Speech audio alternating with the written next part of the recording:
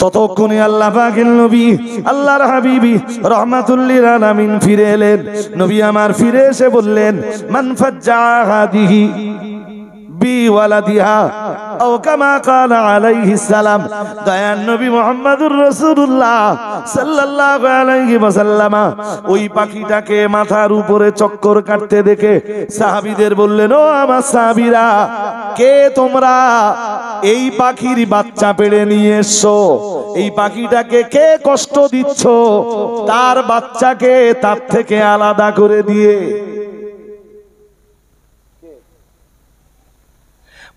মা থেকে বাচ্চাকে আলাদা করে দিয়ে কে তোমরা এই পাখিটাকে কষ্ট দিচ্ছ? আপনি কোনদিন ভেবেছেন ভারতবর্ষের মতো দেশ, নরেন্দ্র মোদী এসে বলল ডিজিটাল ইন্ডিয়া বানাবো, আজও নারী পাচার বন্ধ হয়নি।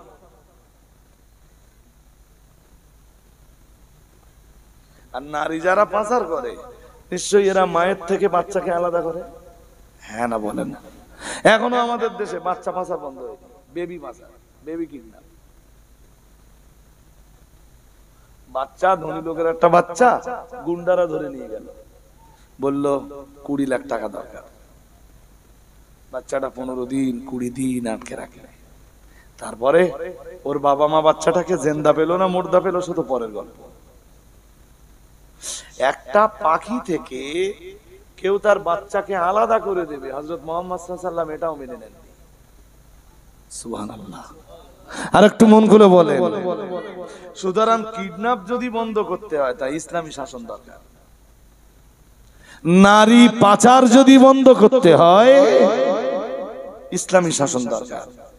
নরেন্দ্র মোদীর শাসন দিয়ে হবে না।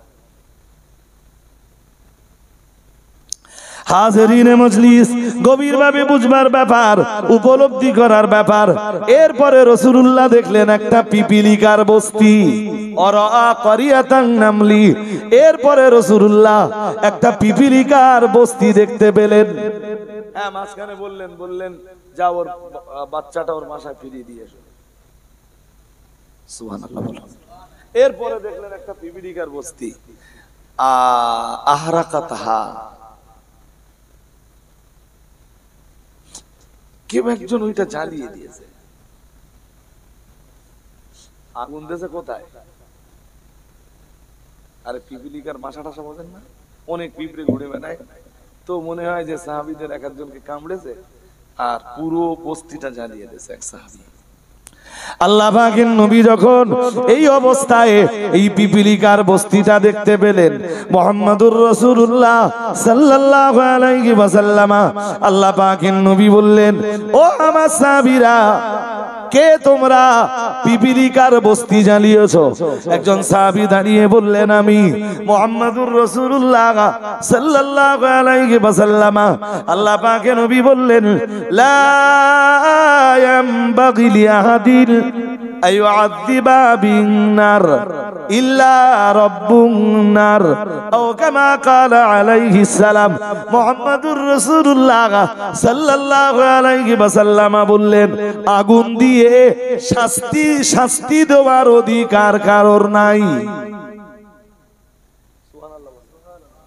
আরেকটু মন খুলে বললেন আগুন দিয়ে শাস্তি দেওয়ার অধিকার কারোর নাই। আগুন দিয়ে শাস্তি দিতে পারেন তিনি, আগুনকে সৃষ্টি করেছেন যিনি।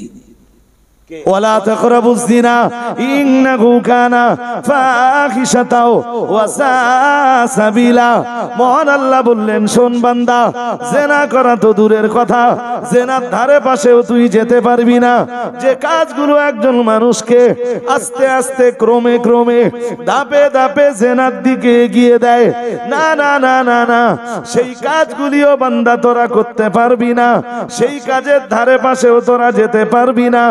ও বাবাজিরা ভাইরা, কুত্তার জন্য আমার আল্লাহ বিবাহের অধিকার দেননি, বিড়ালের জন্য আমার আল্লাহ বিবাহের অধিকার দেননি। তাই আমার আল্লাহ কুত্তার বিড়ালের জন্য ব্যভিচারকে হারাম বলে ঘোষণা করেননি। সুতরাং একটা কুত্তা যত্র যেখানে সেখানে যে নিজের যৌবনের চাহিদা নিবারণ করে নিতে পারে, নিজের যৌবনের যে খাওয়া ঘিস, এই খাওয়া ঘিসটা সে মিটিয়ে নিতে পারে। ও বাবাজিরা ভাইরা, কিন্তু মানুষকে আমার আল্লাহ বিয়ের অধিকার দিয়েছেন। ও বান্দা মনে রাখবি, তোর যদি সামর্থ্য থাকে, একজন স্ত্রীতে যদি তোর মন না ওঠে, তুই দুইটা বিয়ে করতে পারবি। দুইজন বিবিতে যদি তোর মন না ওঠে, 3 পর্যন্ত বিয়ে করতে পারবি। তাতেও যদি তোর মন না ওঠে, 4 পর্যন্ত বিয়ে করতে পারবি। তবে আমি আল্লাহ পাক রব্বুল আলামিন বলে দিয়েছি, জেনার রাস্তায় তোর যৌবনের গাড়িটা চলবে না, কারণ জেনা ব্যভিচার আমি আল্লাহ হারাম করে দিয়েছি। ও বাবাজিরা ভাইরা, মানুষকে বিবাহের অধিকার দিয়ে জেনার রাস্তা হারাম করে দিয়ে এরপরে আমার আল্লাহ ঈমানওয়ালাদেরকে ডাক দিয়ে বলেছেন, ওয়াল্লাযীনা হুম লিফুরুজিহিম হাফিজুন। মহান আল্লাহ জানিয়েছেন, আল্লাহ পাক ঘোষণা দিয়েছেন, ঈমানওয়ালা নারী পুরুষ যারা, তারা তাদের যৌবনকে হেফাজত করবে। ঈমানওয়ালা পুরুষ তাদের স্ত্রী ছাড়া তাদের যৌবনকে কোথাও ব্যবহার করবে না। আর ঈমানওয়ালী নারী তাদের স্বামী ব্যতীত তাদের যৌবনকে যত্তর তত্তর যেখানে সেখানে ব্যবহার করবে না। না না না না না, কুত্তার বিভাগের অধিকার ছিল না বলেই তো ও দুনিয়ার যে কোনো জায়গায় যে ওর যৌবনের চাহিদা নিবারণ করে নিতে পারে। মানুষের বিভাগের অধিকার রয়েছে মানুষের জন্য, তাই আমার আল্লাহ জেনা হারাম করে দিয়েছেন।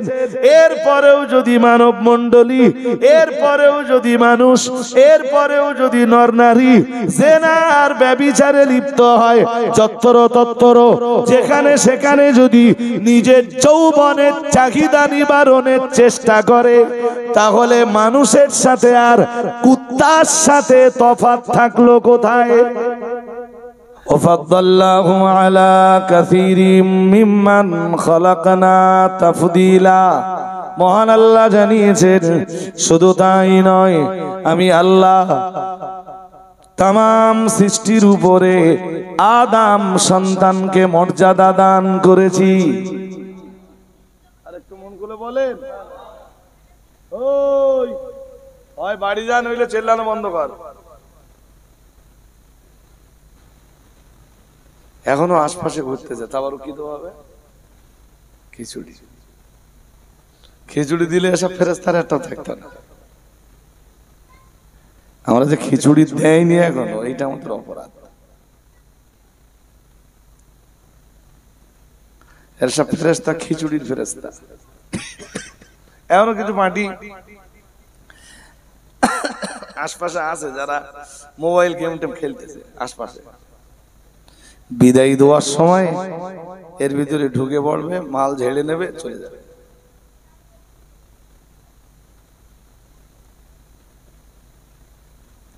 এটা তো সামঞ্জস্য হয়। আসলে আমরা তাড়িয়েও দিতে পারি না।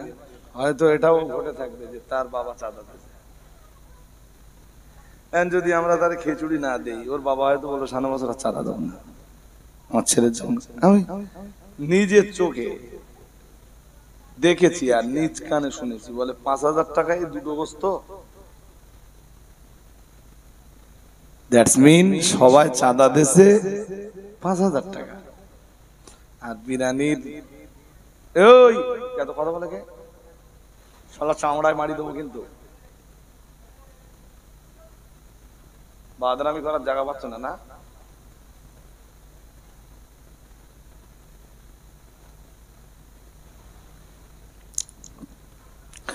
কথাবার্তা হলে না, কথার গুছিয়ে বলা যায় না। এই যে কথাগুলো গুছিয়ে বলছি, এ তো মুখস্থ টুখস্থ কিছু করে আমি বসিনি যে একটা মজলিসে উঠলাম, একটা ক্যাসেট চাপিয়ে দিলাম, 1.5-2 ঘন্টা ক্যাসেটটা চললো।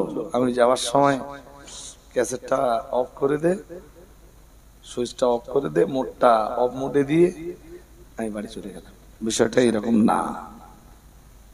এরকম বক্তা কিছু আছে যারা আজকে এখানে যা ওয়াজ করবে, এখান থেকে ঘনায় যাবে আবার একই ওয়াজ করবে, ওখান থেকে লক্ষণকাঠি যাবে আবার একই ওয়াজ করবে, আবার পরের দিন তালপুকুর দাওয়াত হলে আবার একই ওয়াজ করবে। সারা বছর এই 2-3টে ওয়াজ শুধু ঘোরাবে।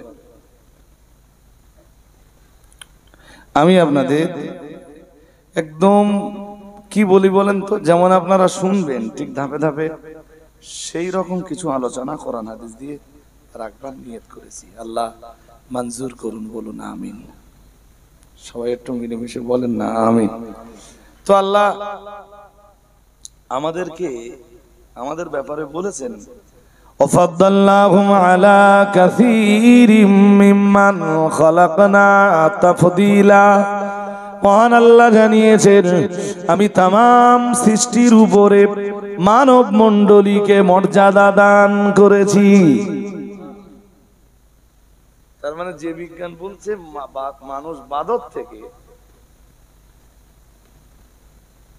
আমরা কোরআনের এই আয়াতের দিকে দেখলে বুঝতে পারবো আল্লাহ বলতেছেন ওই বাঁদরের উপরেই মানুষের মর্যাদা।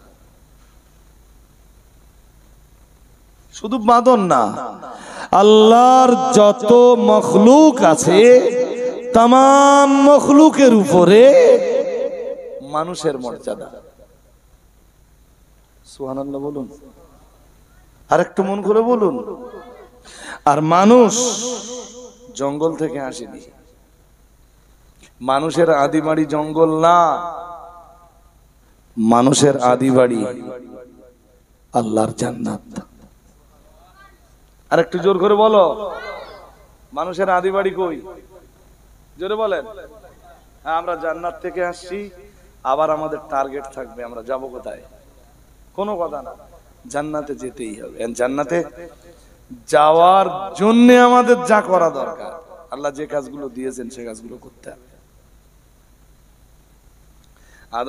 আদম আলাইহিস সালাম যখন পৃথিবীতে এলেন, আল্লাহ যখন জান্নাত থেকে নামিয়ে দিলেন, কেন নামিয়ে দিলেন ওটা আলাদা জায়গায় থাক, আজকে ওই প্রসঙ্গ নিয়ে আমি আলোচনা করতে চাইনি। আদম আলাইহিস সালাম বললেন, আল্লাহ আমার আসল বাড়ি ফিরে যাব। আসলে দুনিয়া ভালো না জান্নাত ভালো? কেউ যখন ভালো জায়গা থেকে যখন কেউ তুলনামূলক খারাপ জায়গায় আসে, আমি দুনিয়াটা খারাপ বলছি না, আমি বলছি তুলনামূলক তো খারাপ অবশ্যই। দুনিয়ার জান্নাত, দুনিয়ার আখিরাত, এইটা তুলনা দিতে যে রাসূল বলেছেন, কেউ দরিয়ার পানিতে একটা আঙুল ডুবিয়ে দেবে, কয় আঙুল? ধরুন আটলান্টিক মহাসাগরে অথবা প্রশান্ত মহাসাগরে, তো নবীজি বলতেছেন এই আঙ্গুলে যতটা পানি ওঠে, দুনিয়ার আখিরাতের উদাহরণ ঠিক ওই দরিয়া আর আঙ্গুলে লেগে থাকা পানির মতো। যদি আঙ্গুলের মাথায় জড়িয়ে যাওয়া পানিটা তুমি দুনিয়া মনে করো, তাহলে আটলান্টিক মহাসাগরে যে পানি আছে, এই পানি সমপরিমাণ নেয়ামত আছে জান্নাতে, এইটা তুমি বিশ্বাস করে নাও। আমি বোঝাতে পারিনি বলেন? আরে ভাই সাহেব, দরিয়ায় যদি একটা আঙুল ডুবিয়ে দেন, কতটা পানি? 1 কেজি? কতটা? 50 গ্রাম? তো কয়েক ফোঁটা, কয়েক। আর ভারত মহাসাগর বা আটলান্টিক মহাসাগর বা প্রশান্ত মহাসাগরে যে পানি আরো পড়ে আছে, ওই পানিগুলো কতটা? বিজ্ঞান ওজন করতে পারবে কতটা পানি আছে? নবীজি বলতেছেন এই আঙুলে জড়িয়ে যাওয়া পানিটা, এটা দুনিয়া মনে করো, আর যেটা সাগরে পড়ে আছে।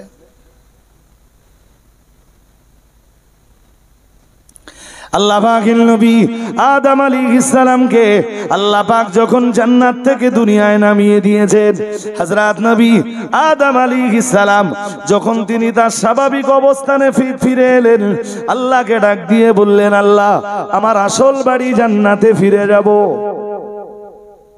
এক জান্নাতে হাওয়া সঙ্গে ছিলেন। পুরুষ মাত্রই দেখবেন নারীর প্রতি একটা আকর্ষণ থাকে, সে বৈধভাবে হোক আর অবৈধভাবে হোক। কেউ সেই আকর্ষণটা তৈরি করে বৈধভাবে, আর কেউ সেই আকর্ষণটা তৈরি করে বলেন অবৈধভাবে। যারা নারীর প্রতি আকর্ষণ তৈরি করে, আসলে এরা মানুষ না। ঘুম পাচ্ছে আপনাদের নাকি? কি কি সন্ধ্যে থেকে শুনেছেন আমি জানি না, শেষ বেলায় বলেছি আমার কাছে 1 ঘন্টা সময় দেন। সবে তো শুরু করছি আমি, আর শুরু করার সঙ্গে সঙ্গে যে সব বলে ফেলবো বিষয়টা এরকম না।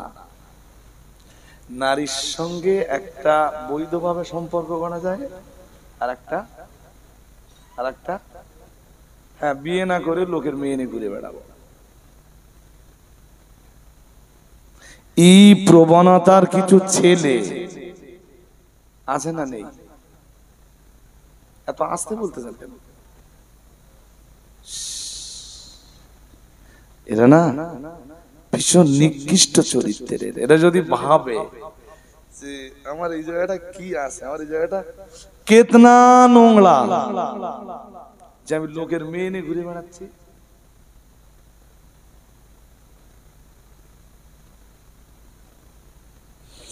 আর একটুখান বাড়বো, আপনাদের ধৈর্য থাকবে?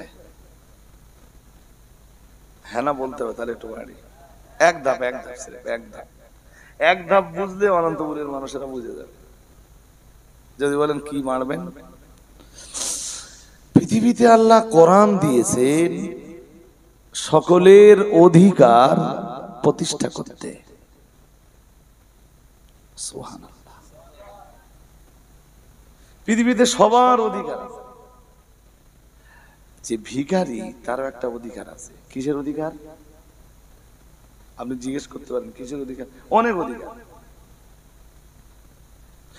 যে দেশের রাজা তারও একটা অধিকার আছে, মসজিদের মুয়াজ্জিন তারও অধিকার আছে, ইমাম তারও অধিকার আছে, মুসল্লি বা মুক্তাদি তারও অধিকার আছে, গ্রামের মেম্বার তারও অধিকার আছে, মেম্বারের সাপোর্টার যারা তাদের অধিকার আছে, মেম্বারকে ভোট দিয়ে যারা মেম্বার বানিয়েছেন তাদের অধিকার আছে, বাবার অধিকার আছে, মায়ের অধিকার আছে, ভাইয়ের অধিকার আছে, বোনের অধিকার আছে, স্ত্রীর অধিকার আছে, সন্তানের অধিকার আছে, ছেলের অধিকার আছে, মেয়ের অধিকার আছে, আত্মীয়ের অধিকার আছে, প্রতিবেশীর অধিকার আছে। এক কথায় কোরআন আল্লাহ নাজিল করেছেন পৃথিবীর মানুষের অধিকার বুঝে দিতে। আর একটা মন করে বলেন, হ্যাঁ এই একটা কারণে কোরআন নাজিল হয়েছে আমি তা বলছি না, আমি বলছি যা যা কারণে কোরআন নাজিল হয়েছে তার ভিতরের একটা কারণ অধিকার প্রতিষ্ঠা করতে। শুধু মানুষের অধিকার না, জন্তু জানোয়ারের অধিকার ইসলাম বুঝে দিয়েছে।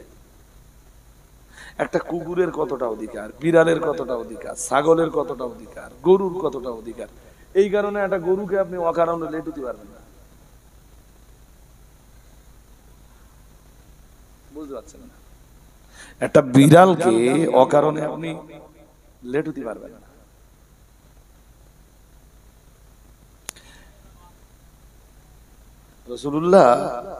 রাসূলুল্লাহ যে রাত্রে মেরাজে গেছেন, মনোযোগের ঘাটতি হলে হবে না ভাই সাহেব। যে রাত্রে আমাদের নবী মেরাজে গেছেন, মেরাজে যে নবী আমার জাহান্নাম যখন পরিদর্শন করছিলেন, রাসূলুল্লাহ যখন জাহান্নাম পরিদর্শনে গেলেন, মুহাম্মদুর রাসূলুল্লাহ সাল্লাল্লাহু আলাইহি ওয়াসাল্লাম জাহান্নাম পরিদর্শন করতে যেয়ে দেখলেন, জাহান্নাম পরিদর্শনের সময় দেখলেন উযিবাত ইমরাতুন ফি হিররাতিন। রাসূলুল্লাহ জানিয়েছেন, আল্লাহ পাকের হাবিব জানিয়েছেন, আমি জাহান্নাম পরিদর্শনে গেলাম, যে দেখলাম উযিবাত শাস্তি দেওয়া হচ্ছে ইমরাতুন একজন নারীকে।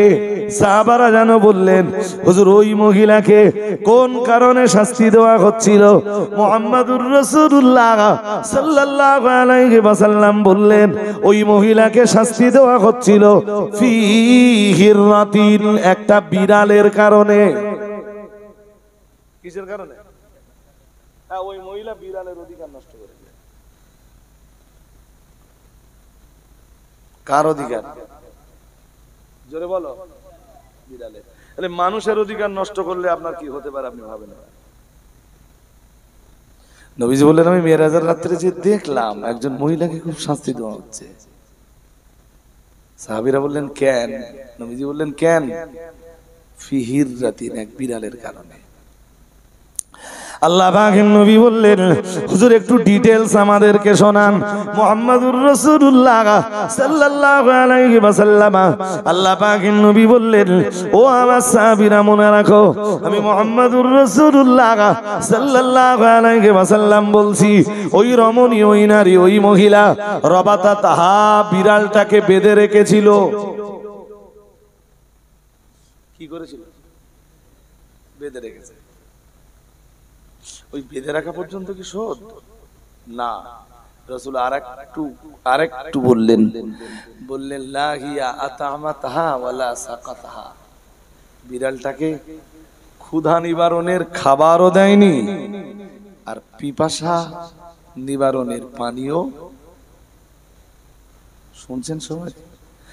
বিড়ালটাকে ক্ষুধা নিবারণের খাবারও দেয়নি আর পিপাসা নিবারণের পানিও।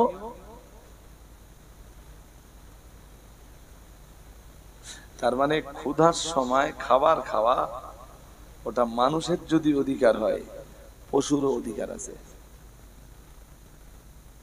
এই কথাগুলো বুঝে না নিলে আমি পরের কথাটা ঠিকঠাক আপনাদের দিতে পারবো না, আর বুঝতে পারবেন না। পিপাসা লাগলে পানি পান করা। আপনি কাউকে বন্দি করে রেখেছেন বাড়িতে, যদি সঙ্গত কারণে গভর্নমেন্ট আপনাকে কাউকে বন্দি করে রাখার অধিকার দেয়, আপনি বন্দি অবস্থায় অত্যাচার করতে পারবেন না। তাকে গোসল করতে দিবেন না, তেল মাখতে দিবেন না, সময় হলে খাবার দিবেন না, পিপাসা নিবারণের পানিও দিবেন না। ঠান্ডায় আপনি তাকে শীতের পোশাক দিবেন না, এতে তার অধিকার নষ্ট হবে। কি নষ্ট হবে? আরে জোর করে বলেন না কেন, কি নষ্ট হবে? এই জন্য মুহাম্মাদুর রাসূলুল্লাহ সাল্লাল্লাহু আলাইহি ওয়াসাল্লাম तमाम জিন্দেগিতে কোন যুদ্ধবন্দীকে তিনি কষ্ট দেননি। একটা রেকর্ড দেখাতে পারবেন, আমি দায়িত্ব নিয়ে বলছি। মানুষকে কষ্ট দেওয়া এটা ইসলাম শেখায় না। মানুষকে কষ্ট দেওয়া এটা ইসলাম শেখায় না। হযরত মুহাম্মদ সাল্লাল্লাহু আলাইহি ওয়াসাল্লাম বিশ্বের দরবারে দাঁড়িয়ে শেখায়নি। এই শিক্ষা শয়তানে দেয়। এই শিক্ষা রেখে গেছে আবু জাহেল, এই শিক্ষা রেখে গেছে নমরুদ, এই শিক্ষা রেখে গেছে ফিরাউন।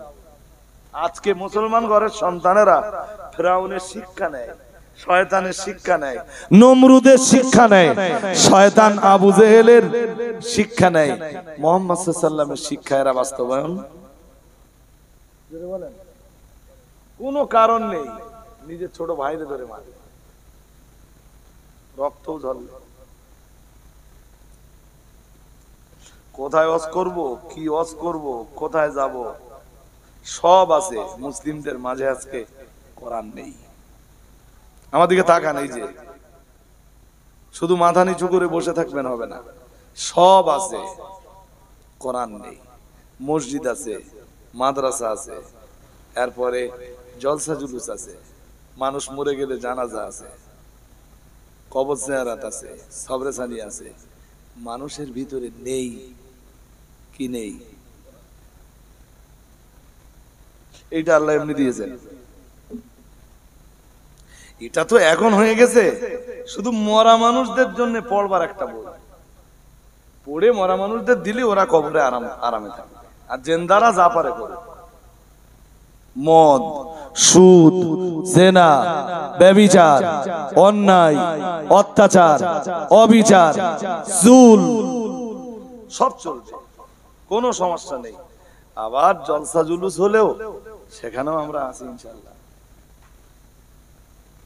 আজকে যে ছেলেটা জলসায়, কালকে সে মদের আসরে। আজকে যে ছেলেটা জলসা কমিটিতে, কালকে সেই ছেলেটা জুয়ার আসরে। আজকে যে ছেলেটা জলসায়, কালকে সেই ছেলেটাই লোক ঠকিয়ে পয়সা উপার্জন করার ধান্দায়, লোকের মাথায় বাঁশ ফেলে পয়সা আদায় করতে। আদায় না, কামাই। আদায় এক জিনিস, উপার্জন আর এক জিনিস। আপনার বাড়ির পাশে হয়তো এমনও লোক থাকতে পারে কিচ্ছু করে না, আপনি যখন ভাটায় প্রতিদিন ১,৫০০ করে ইট কাটতে যে বা ইট কেটে আপনার রক্ত পানি করে তারপরে ৭০০-৮০০-১,০০০ টাকা উপার্জন করতেছেন ভাটায়, মাঠে সকালতে পুরো দুপুর পর্যন্ত হাড় ভাঙা খাটনি খেটে ৫০০ টাকা উপার্জন করতেছেন। আপনার বাড়ির পাশে আর একজন কিচ্ছু করে না, এমন এমন জামা কাপড় পরে দেখলে ঈর্ষা হবে, মনটা বলবে যে তো কিছু করে না, তার শালা এত ভালো জামা কাপড় পায় কোথায়, এত দামি গাড়ি, কিচ্ছু করে না, অথচ ঘর বাড়িও খুব ভালো বানাচ্ছে। সারা গ্রামের লোক জানে না কি করে। আছে না না আছে? আর কিছু বলো না কেন? এদের শুধু দুনিয়াটাই আছে, লা নাসিবা লাহুম ফিল আখিরাহ। এদের আখিরাতে কিছু, আপনি ভালো করে খবর নিয়ে দেখবেন, মেবি হতে পারে এরা যেটা করে তার নাম প্রতারণা, তার নাম ধোঁকা, মানুষকে ধোঁকার কল দিয়ে টাকা কামাই করে।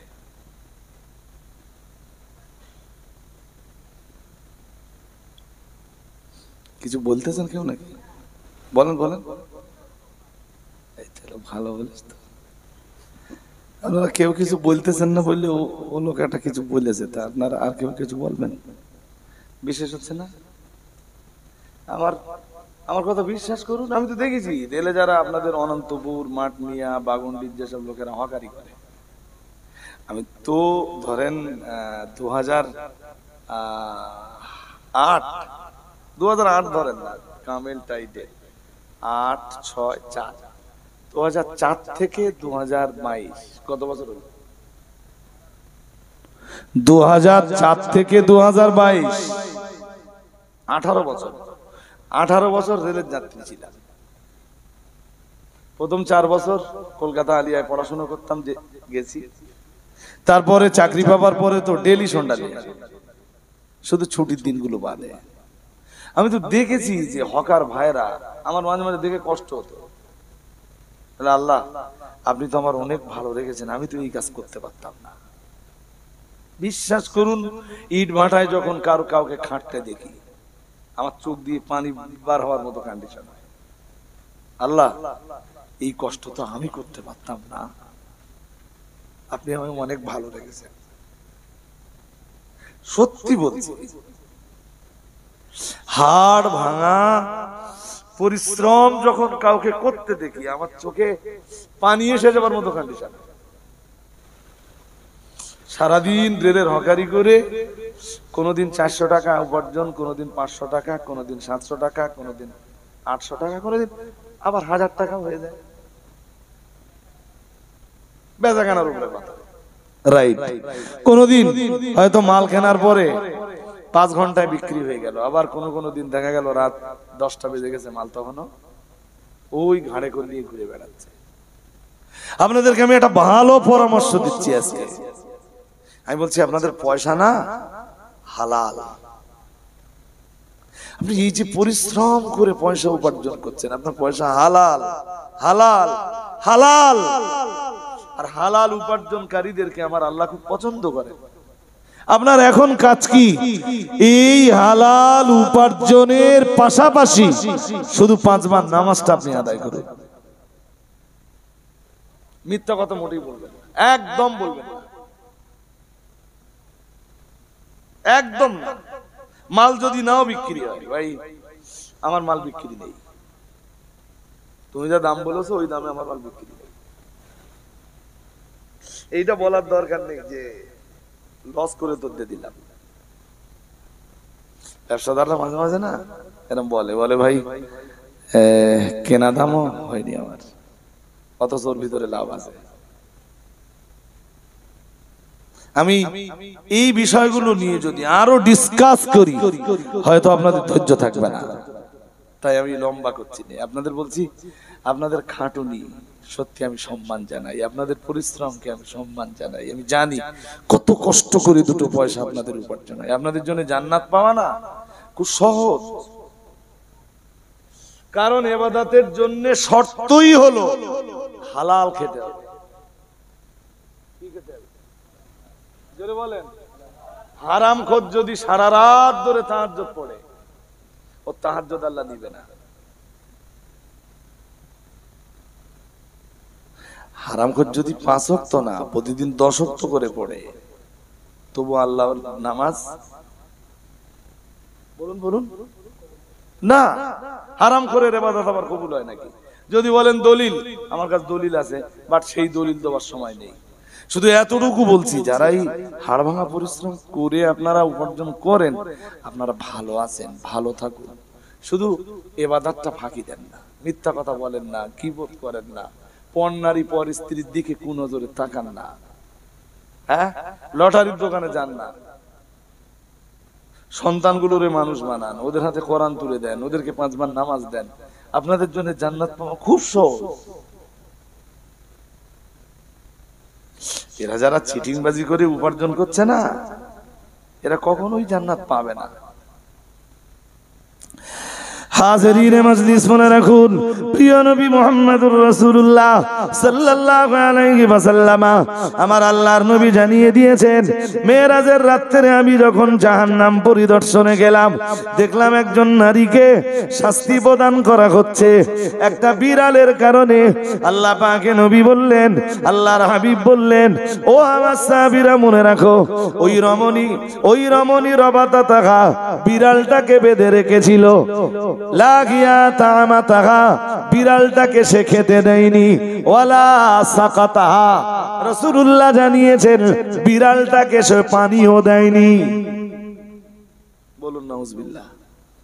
আরেকটু মন করে বলেন, বাড়ি যদি বিড়াল থাকে, কোনো প্রাণী থাকে, কষ্ট দেবেন না। শুনছেন আমার কথা? ওদেরও আপনার কাছে অধিকার আছে। আল্লাহ পাকে নবী বললেন, আল্লাহর হাবিব বললেন, ও সাহাবীরা মনে রাখো, আল্লাহর হাবিব বললেন বিড়ালটাকে সে ছেড়েও দিল না, খাবারও দিল না, পানিও দিল না, বিড়ালটাকে ছেড়েও দিল না। তাকুলু মিন খুশাশিল আরদি, যাতে করে সে আল্লাহর জমিনে ঘোরাফেরা করে নিজের খাবারটা জোগাড় করে নিতে পারত। বিড়ালের খাবার আমরা দেই না, চল দেখে, জোরে বলেন। কিন্তু বেঁধে রাখার অধিকারটা আমাদেরকে দিয়েছে, আর বেঁধেই যখন রেখেছো তাহলে খাবারটা দাও, আর খাবার না দিতে পারো তো ছেড়ে দাও, ওর খাবার জোগাড় করে নেবে। নবীজি বলেন হাত্তা মাতা, এমনকি বিড়ালটা মারা গেল। বিড়ালটা, আমি ওই মহিলাকে দেখলাম জাহান্নামের ভিতরে, মহিলাকে প্রচন্ড শাস্তি দেওয়া হচ্ছে। নাউজুবিল্লাহ। আরেকটু মন খুলে বলেন, মশলাটা মনে হয় পরে জেনে নিলে ভালো হবে না, যাওয়ার সময় বলে দেবেন আপনার ইনশাআল্লাহ। এখন এক্ষুনি আপনাদের জন্য যেটা দরকার, মনকেও বাইরে দিয়েন না। আমি যে এসে মনে করছিলাম যে মোটেই আর লোকজন বসবে না, আমি আর বোধহয় কথা বলতে পারবো না। তা মোটামুটি যেভাবে অন্তত জোয়ান যুবক বন্ধুরা আপনারা বসেছেন, পরের কথাটা বলি। তাহলে এই হাদিস থেকে কি সুবুত হলো? প্রাণীদের বাঁচবার অধিকার আছে। প্রথম অধিকার কি? প্রথম অধিকারটা সবার, শুধু কুকুরের না, শুধু বিড়ালের না, শুধু গরুর না, শুধু ছাগলের না, প্রথম অধিকারটাই হলো বাঁচবার অধিকার বা বেঁচে থাকবার অধিকার। যেটা নরেন্দ্র মোদীর দেশে এখন মানুষেরও নিরাপত্তা নেই। ভুল বলছি নাকি? হ্যাঁ, কিন্তু ইসলাম যা যা অধিকার প্রতিষ্ঠা করেছে, প্রথম অধিকার হলো বাঁচবার অধিকার। এই জন্য হত্যার ব্যাপারে দেখবেন কোরআনের বিধান হলো যে মার্ডার করেছে ওরে পুরো মার্ডার করে দাও। কেন? যদি মার্ডারের একমাত্র শাস্তি হয় মার্ডার, তাহলে দেশে আর মার্ডার কখনো, আপনি সৌদিতে যান মার্ডার নেই, আমাদের দেশে এত মার্ডার আগে জানে মাস 3 জেল খেটে আসলি আর কোনো অসুবিধা না। শুধু ওই পর্যন্ত না, ওই পর্যন্ত না। আপনি নরেন্দ্র মোদীর রাজ্যে, আপনি নরেন্দ্র মোদীর রাষ্ট্রে আরএসএস এর রাজ্যে আপনি হিসাব করে দেখুন, যারাই মানুষকে মার্ডার করেছে তারা ফুলের মালা পেয়েছে। আফরাজুলকে যারা দা দিয়ে কুপিয়ে এরপরে জ্বলন্ত আগুন দিয়ে মেরেছিল, সে তো ফুলের মালা পেল। শুধু ফুলের মালা পেল তাই না, আরএসএস এর নেতারা বলল আমাদের মতো তুইও একজন নেতা হয়ে যাবি। তুই ইসলাম কি বলেছে? ইসলাম বলেছে যেটা মার্ডার করলো ওর পৃথিবীতে আর বেঁচে থাকবার কোনো অধিকার, যদি বলেন না না না না না, ওর বেঁচে থাকার অধিকার নেই। আল কাতলু বিল কাতল, হত্যার বদলা। বলেন, একটু জোর করে বলছেন না কেন সবাই? হত্যার একমাত্র শাস্তি কি বলেন? আমার দেশে যদি দুটো চারটেকে এইরকম করা হতো যারা হত্যা করছে, আমি বলছি আমার দেশেও মার্ডার করার জিম্মাদারি আর কেউ নিত না। তা আমার জীবনই তো চলে যাবে ধরা পড়ে গেলে, তাই মার্ডার করতে যাবো কেন? ইসলাম। ওই ছেলে কোথায় যাচ্ছিস? ওই বলে যেতে হবে। টয়লেট মানে কি, পেশাব লেগেছে? ওই শোন শোন, এদিকে আড্ডা মারার জায়গা পাচ্ছ না, এদিকে খুব পেশাব লেগে গেছে না? একটু একটু ঠিক করবো। টয়লেট লেগেছে, আবার আসবি তো?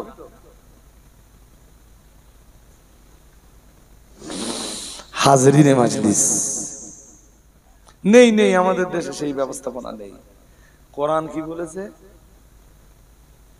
কোরআন বলেছে হত্যার একমাত্র শাস্তি, ওয়ালাকুম ফিল কিসাসি হায়াত। কোরআন বলেছে কিসাসের ভিতরে জীবন আছে। এই যে হত্যার একমাত্র শাস্তি হত্যা, এইটাকে আরবিতে বলে কিসাস। কি বলে? আল্লাহ বলতেছেন কিসাসের ভিতরে জীবন আছে, মানে বাকি যে জীবনগুলো বেঁচে আছে তারা অন্তত নিরাপদে থাকবে। সুবহানাল্লাহ। আর একটু মন খুলে বলেন না। আমার কথা হয়তো সবাই নিতে পারছেন না, বিশেষ করে যাদের কেসা কাহিনী ঘটনা জীবনী এটা সেটা শোনা অভ্যাস, আমার কথা তারা খুব বেশি নিতে পারবে না। একদম বাস্তবতা দিয়ে কোরআন হাদিসের আলোকে দুটো কথা বলছি। তো বেঁচে থাকবার অধিকার যেমন মানুষের আছে, যেমন নারীর আছে, তেমন পুরুষের আছে। মেয়ে মানে ঘরের বউ মানে তার বেঁচে থাকবার অধিকার নেই, বিষয়টা এরকম না। স্বামী আর স্ত্রী গন্ডগোল হয়েছে, পরের দিন স্ত্রীকে পাওয়া যাচ্ছে পুরো মানে দেহ পুরো একটা কয়লা হয়ে গেছে, শুধু কঙ্কাল।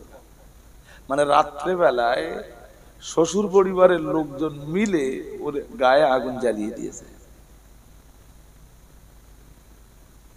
শুনছেন কি? হ্যাঁ, রাসূলুল্লাহ একবার কোন একটা সফরে যাচ্ছেন, আবু দাউদ শরীফের হাদিসে এসেছে, একটা সফরে যাচ্ছেন। তা যেতে যেতে যেতে যেতে কোথাও যে রাসূলুল্লাহ দাঁড়িয়ে গেলেন। তার মানে এখন ইস্তেনজার সময়, এখন উযুর সময়, এখন নামাজের সময়, এখন টিফিনের সময়, এখন হালকা বিশ্রামের সময়, আবার পরে সফর শুরু করব। তো রাসূলুল্লাহ ইস্তেনজায় চলে গেছেন। না সচরাচর রাসূলুল্লাহ সবার সামনে না ইস্তেনজা করতেন না। যদি পেশাব করার প্রয়োজন পড়তো রাসূলুল্লাহ পেশাব করার জন্য কারো সামনে পেশাব করবেন না, আড়ালে চলে যাবেন। তো রাসূল পাহাড়ের আড়ালে চলে গেছেন। আমার দিকে তাকান, পাশে একটা গাছ, গাছে একটা পাখির বাসা, ওই বাসায় পাখির ছোট ছোট ছানা। একজন যে ওই পাখির ছানা পেড়ে নিয়ে এসছে, আর ওই ছানাগুলোর মাঝে সাহাবীদের মাথার উপরে চক্কর দিচ্ছে। ততক্ষণে আল্লাহ পাকের নবী আল্লাহর হাবিবি রাহমাতুল লিল আলামিন ফিরে এলেন। নবী আমার ফিরে এসে বললেন, মান ফাজ্জা হাদিহি বিওয়ালাদিহা আও কামা ক্বালা আলাইহিস সালাম। দয়ার নবী মুহাম্মদুর রাসূলুল্লাহ সাল্লাল্লাহু আলাইহি ওয়াসাল্লাম ওই পাখিটাকে মাথার উপরে চক্কর কাটতে দেখে সাহাবীদের বললেন, ও আমার সাহাবীরা, কে তোমরা এই পাখির বাচ্চা পেড়ে নিয়ে এসছো, এই পাখিটাকে কে কষ্ট দিচ্ছ, তার বাচ্চাকে তার থেকে আলাদা করে দিয়ে।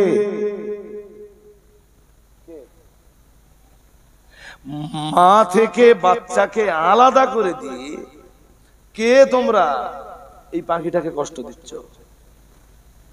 আপনি কোনোদিন ভেবেছেন ভারতবর্ষের মতো দেশ, নরেন্দ্র মোদী এসে বলল ডিজিটাল ইন্ডিয়া বানাবো, আজও নারী পাচার বন্ধ হয়নি।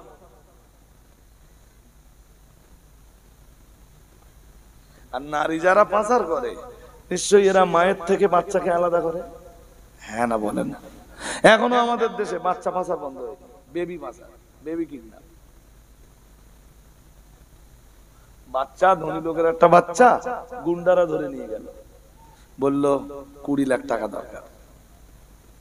বাচ্চাটা 15 দিন 20 দিন আটকে রাখে। তারপরে ওর বাবা মা বাচ্চাটাকে জিন্দা পেলো না মুর্দা পেলো, শুধু পরের গল্প। একটা পাখি থেকে কেউ তার বাচ্চাকে আলাদা করে দেবে, হযরত মুহাম্মদ সাল্লাল্লাহু আলাইহি ওয়াসাল্লাম এটাও মেনে নেননি। সুবহানাল্লাহ। আর একটু মন খুলে বলেন। সুতরাং কিডন্যাপ যদি বন্ধ করতে হয় তা ইসলামী শাসন দরকার। নারী পাচার যদি বন্ধ করতে হয় ইসলামী শাসন দরকার। নরেন্দ্র মোদীর শাসন দিয়ে হবে না। হাজিরিনে মজলিস, গভীরভাবে বুঝবার ব্যাপার, উপলব্ধি করার ব্যাপার। এরপরে রাসূলুল্লাহ দেখলেন একটা পিপিলিকার বস্তি, অরা কারিয়াতান নামলি। এরপরে রাসূলুল্লাহ একটা পিপিলিকার বস্তি দেখতে পেলেন। হ্যাঁ, মাঝখানে বললেন যাও ওর বাচ্চাটা ওর বাসায় ফিরিয়ে দিয়ে এসো। সুবহানাল্লাহ বলো। এরপরে দেখলেন একটা পিপিলিকার বস্তি, আহরাকাতহা, কেউ একজন ওইটা জ্বালিয়ে দিয়েছে। আগুন দিয়েছে কোথায়? আরে পিপিলিকার বাসা টাসা বোঝেন না, অনেক পিঁপড়ে ঘুরে বেড়ায়, তো মনে হয় যে সাহাবীদের এক একজনকে কামড়েছে আর পুরো বস্তিটা জ্বালিয়ে দিয়েছে এক সাহাবী। আল্লাহ পাকের নবী যখন এই অবস্থায় এই পিপিলিকার বস্তিটা দেখতে পেলেন, মুহাম্মাদুর রাসূলুল্লাহ সাল্লাল্লাহু আলাইহি ওয়াসাল্লাম, আল্লাহ পাকের নবী বললেন, ও আমার সাহাবীরা, কে তোমরা পিপিলিকার বস্তি জ্বালিয়েছো? একজন সাহাবী দাঁড়িয়ে বললেন, আমি। মুহাম্মাদুর রাসূলুল্লাহ সাল্লাল্লাহু আলাইহি ওয়াসাল্লাম, আল্লাহ পাকের নবী বললেন, লা ইয়ামবাগি লিআহাদিন আইয়ুআযযিবা বিন-নার ইল্লা রাব্বুন নার, আও কামা ক্বালা আলাইহিস সালাম। মুহাম্মাদুর রাসূলুল্লাহ সাল্লাল্লাহু আলাইহি ওয়াসাল্লাম বললেন, আগুন দিয়ে শাস্তি দেওয়ার অধিকার কারোর নাই। আর একটু মন খুলে বলেন। বললেন আগুন দিয়ে শাস্তি দেওয়ার অধিকার কারোর নাই। আগুন দিয়ে শাস্তি দিতে পারেন তিনি, আগুনকে সৃষ্টি করেছেন যিনি। কে? ওই যে হাদিসের শেষ অংশে আছে ইল্লা রাব্বুন নার, শুধু আগুন দিয়ে শাস্তি দিতে পারেন আগুনের মালিক, আগুনের রব। আগুনের রব কে? জোরে বলো। সেখানে আমাদের দেশে এখনো আগুন দিয়ে বধূ হত্যা করার নজির দেখতে পাওয়া যায়। তারপরে ওই কোথায় একটা রাজনৈতিক সমস্যার কারণে আগুন দিয়ে পুড়িয়ে দেওয়া হয়েছিল, মনে নেই, পুরো একটা পরিবারকে মেরে দেওয়া হলো আগুন দিয়ে পুড়িয়ে।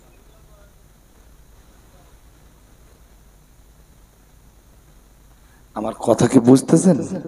আমার ঠিক এক্ষুনি স্মরণে আসে না, তবে চাইলে আবার খুঁজে বার করতে পারবো। এটা রাজনৈতিক মহলে চলতে পারে, ইসলামী মহলে কখনো। বলুন আপনারা কি দুর্বল হয়ে যাচ্ছেন নাকি? তো একজন মানুষের প্রথম অধিকার বেঁচে থাকবার অধিকার, শুধু মানুষের না, একটা পশুরও, একটা প্রাণীরও প্রথম অধিকার কি অধিকার? জোরে বলেন। বেঁচে থাকার অধিকার। তো এই অধিকারটা মানুষেরও আছে, পশুরও আছে। খাবার অধিকার, ক্ষুধা নিবারণের জন্য খাবার অধিকার মানুষেরও আছে, পশুরও আছে। পিপাসা নিবারণে পানির ব্যবহার, এই অধিকারটা মানুষেরও আছে, পশুরও আছে। তবে কিছু অধিকার আছে মানুষকে আল্লাহ দিয়েছেন, পশুরে আল্লাহ দেন। শুনছেন কিছু নাকি? এটা বলো, this is a vital point. কিছু অধিকার আছে আল্লাহ মানুষকে দিয়েছেন, পশুকে বলেন দেয়নি। যেমন ইবাদতের অধিকার। কিসের অধিকার বলুন? হ্যাঁ, ইবাদতের অধিকার। এইটা মানুষের আছে, পশুর নাই। আপনারা কথা না বললে বলে আমি বোঝাতে পারবো না। পশুর নেই। মানুষ যদি ইবাদত না করলো, এইটা আর মানুষ থাকলো না, পশু হয়ে গেল। আমার কথা বুঝতে পারেন না?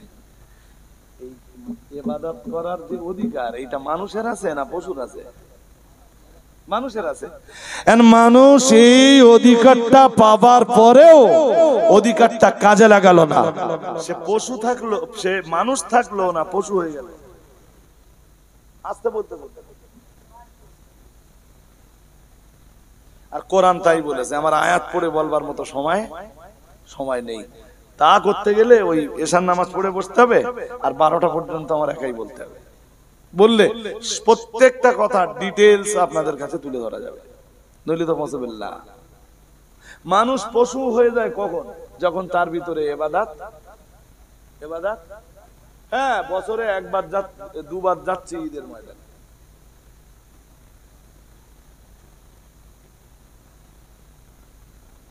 এরপরে আমি ব্যাখ্যা না দিয়ে বলছি, এরপরে আর একটা অধিকার মানুষের আছে, পশুর নেই।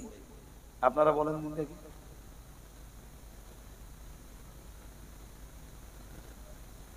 বলছি যেমন ইবাদতের অধিকার মানুষের আছে, পশুর নাই। আর একটা অধিকার বলেন যেটা মানুষের আছে, পশুর নেই। জানাজার ওটা বেঁচে থাকা অবস্থায় হয় না, মরে গেলে হয়। হ্যাঁ, এখন আমরা বেঁচে আছি, ও তো এক্ষুনি মেরে ফেলার পক্ষে।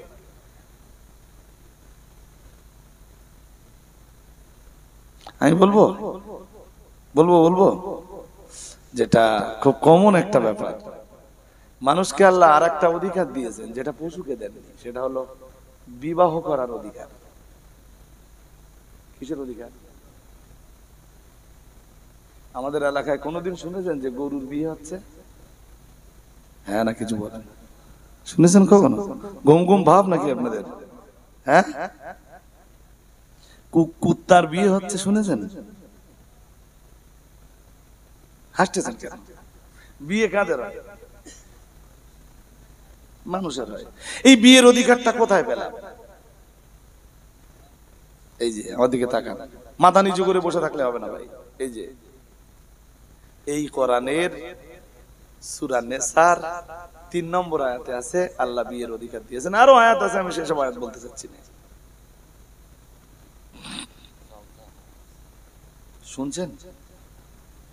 فانكحوا ما طاب لكم من النساء مثنى وثلاثا ورباعا فإن خفتم ألا تعدلوا فواحدا।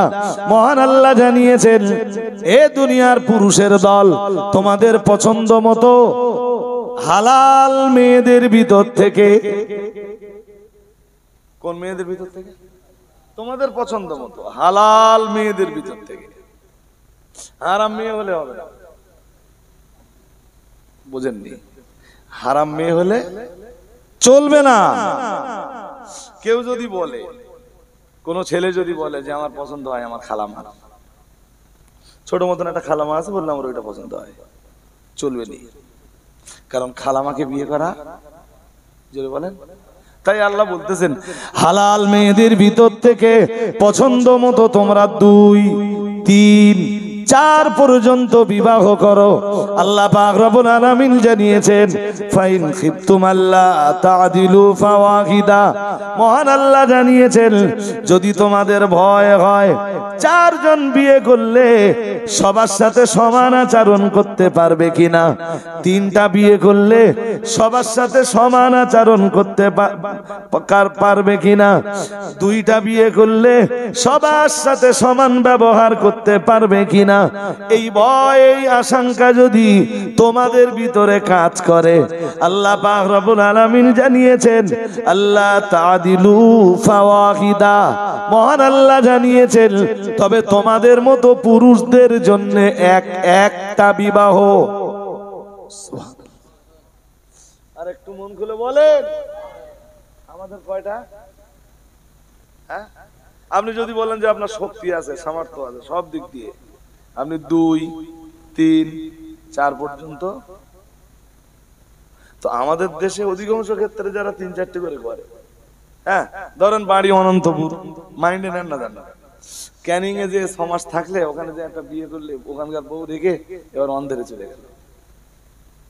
অন্ধেরে যে ওখানে যে কিসে কি হলে ওখানে আবার একটা ধরে নিলে,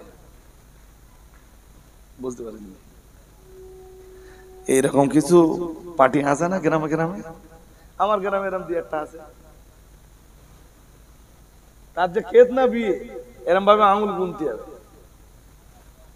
গেরো গুনতে হবে আঙুল, বুঝতে পারেননি? যেখানে যায় সেখানে একটা ধরে নেয়। হ্যাঁ, আবার 2-1 জায়গায় একটা কচি কাঁচা আলাউলা ধরে গেল। হাজিরিনে মাজলিস, আসলে এরা না, এই যে এরা একাধিক বিবাহের যোগ্য না। আপনার যদি মনে হয় যে আমি যোগ্য, সবার সাথে সমান ব্যবহার করতে পারবো, কি কি বিষয়ে? আমার দিকে তাকান। বাসস্থান, দৈহিক, শারীরিক, অর্থনৈতিক, ভরণ পোষণ, সব দিক দিয়ে সব কটার প্রতি সমান ব্যবহার করতে হবে। করতে পারেন। তবে আমাদের দেশের মেয়েরাও আবার খুব সংকীর্ণ মনের, স্বামীর দুটো বিয়ে ওরা মেনে নেবে না। মেনে নেয়? সৌদিতে যাবেন, সৌদিতে গাড়ির ড্রাইভার জিজ্ঞেস করা হলো কাম জাউজা সালাসা, শুধু আরবিতে বললো তাই না, 3টে আঙুল দেখিয়ে দিলে। ওদের তো আরবির কোনো ব্যাকরণ লাগে না। তো আমি আবার জিজ্ঞেস করলাম কাম আওলাদ, কাম মানে কত? তো ব্যাকরণ কিছু লাগে না, ওরা যেরকম বলে আমি ওইরকম বলি। ড্রাইভারদের তো কত বললে জানেন? আমি তো শুনে অবাক হয়ে গেছি। আমার 18টা বাচ্চা। কত কত কি করে জানেন? Drive drive drive. সৌদি দেশে তো চিটিং বাজি টাজি চলে না। ও যা উপার্জন করতে হবে আপনার খাটাখাটনি করে।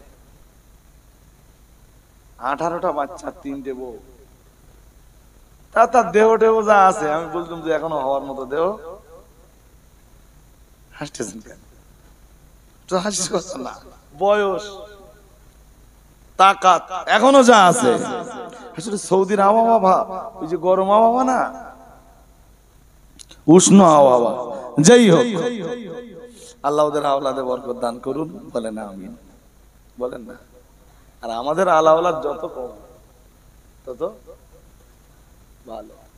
আমাদের মা চাচিদের না কারো 7টা কচি, 8টা কচি, 9টা কচি, 10টা কচি, 12টা কচি। আমাদের মা চাচিকা দেহে অত রোগ ছিল না।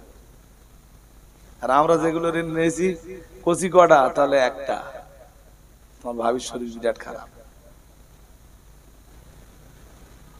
কচি না হওয়া মানেই তো রোগ ব্যাধিতে মেয়েদের একদম চতুর্দিক দিয়ে অ্যাটাক করে। এইটা তোমরা বুঝলে। আর এই কচি কম আসবার জন্য গাদা গাদা ওষুধ যেগুলো খায়, ওর ফলাফল শেষ পর্যন্ত হয় সন্তানদানির ক্যান্সার। যাক, আমার বলার দরকার ছিল, চট করে বলে ফেললাম। অ্যাকচুয়ালি ইচ্ছা ছিল না এগুলো বলবো। আপনারা শুনছেন খুব ঠান্ডা মাথায়, শান্ত ব্রেনে, যেগুলো দরকার আস্তে আস্তে আস্তে আস্তে কোরআন হাদিস দিয়ে সেগুলো বলছি। তো বিয়ে সব কথা ছাড়েন, এক কথায় বলেন বিয়ে করার অধিকার কে দিয়েছে? সবাই বলেন না, বলেন।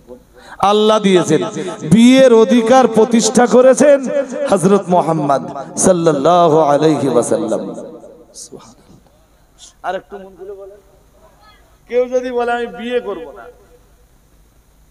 তার মতো যদি সবাই হয়ে যায়, তাহলে এখান থেকে 50, 60, 70, 80 বছর পরে পৃথিবীতে আর মানুষ থাকবে না। এজন্য বিয়ে করা লাগবে, বিয়ে করা লাগবে, নইলে পরবর্তী প্রজন্ম বলে পৃথিবীতে তো কেউ আসবে না। আরে আপনি বলতে পারেন যে হুজুর অন্য পদ্ধতিতেও তো হতে পারে, হ্যাঁ হতে পারে, বাট সেই সন্তান হবে জেনার সন্তান, সেই সন্তান হবে ওয়ালাদুজ জিনা, সেই সন্তান হবে ব্যভিচারের সন্তান, সেই সন্তান হবে জারজ সন্তান। আর জারজ সন্তানে পৃথিবীর মানুষের জন্য কখনো কল্যাণ বহন করে আনে না, জারজ সন্তান পৃথিবীর মানুষের জন্য অকল্যাণ ডেকে আনে, অস্থিরতা বহন করে আনে। বলুন নাউজুবিল্লাহ। আর একটু জোর করে বলেন, কেন ইসলামে জেনা আরাম? কেন ইসলাম বললো জেনা ব্যভিচার চলবে না? ব্যাস, আমার আল্লাহ মানুষকে, সৃষ্টির সেরা জীব মানুষকে বিবাহের অধিকারটা দিয়ে একটা রাস্তা খুলে দিয়ে আর একটা রাস্তা পুরো বন্ধ করে দিলেন। কিসের রাস্তা দিলেন? বিয়ের রাস্তা। কিসের রাস্তা বন্ধ করে দিলেন? জেনার রাস্তা। শুনছেন? জোর করে বলেন না। শুনছেন সবাই? কোনটা খুলে দিলেন? বিবাহের রাস্তা। কোনটা বন্ধ করে দিলেন? হ্যাঁ, তোর যৌবন দিয়েছি, তোর জন্য তোকে সৃষ্টি করেছি, তোর যৌবন দিয়েছি, তোর জুড়িও সৃষ্টি করেছি, তোর জন্য বিয়ের অধিকারটাও দিয়েছি। এরপরে শোন, ওয়ালা তাকরাবুজ জিনা, একটা রাস্তা ওপেন করে দিয়ে আর একটা রাস্তায় আমি নো এন্ট্রি বোর্ড লাগিয়ে দিয়েছি। তোর যৌবনের গাড়িটা ওই রাস্তায় চলবে না।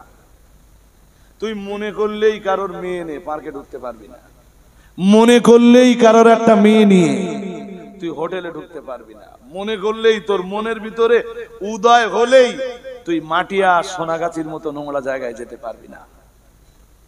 কেন পারবি না? তোর জন্য একটা রাস্তা খুলে দিয়ে তারপর আর একটা রাস্তা বন্ধ করে দিয়েছি। গরুর জন্য গরুর বিয়ের অধিকার নেই, এই জন্য জেনাও হারাম নেই। আমি বোঝাতে পারছি না। কুত্তার বিয়ের অধিকার নেই, এই জন্য জেনাও হারাম নেই। কুত্তা যে কোনো জায়গায় যে নিজের যৌবনের চাহিদা নিবারণ করে নিতে পারে। বিয়ের অধিকার নেই, জেনাও হারাম নেই। বিয়ের অধিকার দেয়নি, ওই জন্য জেনার রাস্তায় নো এন্ট্রি বোর্ড লাগায়নি। মানুষকে বিয়ের অধিকার দিয়েছেন, তাই জেনার রাস্তায় নো এন্ট্রি বোর্ড লাগিয়ে দিয়েছেন। তো যৌবনের গাড়ি বান্দা এই রাস্তায় চলবে না, বলেই দিয়েছেন ওয়ালা তাকরাবুজ জিনা ইন্নাহু কানা ফাহিশাতাও ওয়া সাবিলা। মহান আল্লাহ বললেন, শোন বান্দা, জিনা করা তো দূরের কথা, জিনার ধারে পাশেও তুই যেতে পারবি না। যে কাজগুলো একজন মানুষকে আস্তে আস্তে ক্রমে ক্রমে ধাপে ধাপে জিনার দিকে এগিয়ে দেয়, না না না না না, সেই কাজগুলিও বান্দা তোরা করতে পারবি না, সেই কাজের ধারে পাশেও তোরা যেতে পারবি না। ও বাবাজিরা ভাইরা, কুত্তার জন্য আমার আল্লাহ বিবাহের অধিকার দেননি, বিড়ালের জন্য আমার আল্লাহ বিবাহের অধিকার দেননি। তাই আমার আল্লাহ কুত্তার বিড়ালের জন্য ব্যভিচারকে হারাম বলে ঘোষণা করেননি। সুতরাং একটা কুত্তা যত্র তত্র যেখানে সেখানে যে নিজের যৌবনের চাহিদা নিবারণ করে নিতে পারে, নিজের যৌবনের যে খাওয়া ঘিস, এই খাওয়া ঘিসটা সে মিটিয়ে নিতে পারে। ও বাবাজিরা ভাইরা, কিন্তু মানুষকে আমার আল্লাহ বিয়ের অধিকার দিয়েছেন। ও বান্দা মনে রাখবি, তোর যদি সামর্থ্য থাকে, একজন স্ত্রীতে যদি তোর মন না ওঠে, তুই দুইটা বিয়ে করতে পারবি। দুইজন বিবিতে যদি তোর মন না ওঠে, 3 পর্যন্ত বিয়ে করতে পারবি। তাতেও যদি যদি তোর মন না ওঠে 4 পর্যন্ত বিয়ে করতে পারবি। তবে আমি আল্লাহ পাক রব্বুল আলামিন বলে দিয়েছি জেনার রাস্তায় তোর যৌবনের গাড়িটা চলবে না, কারণ জেনা ব্যভিচার আমি আল্লাহ হারাম করে দিয়েছি।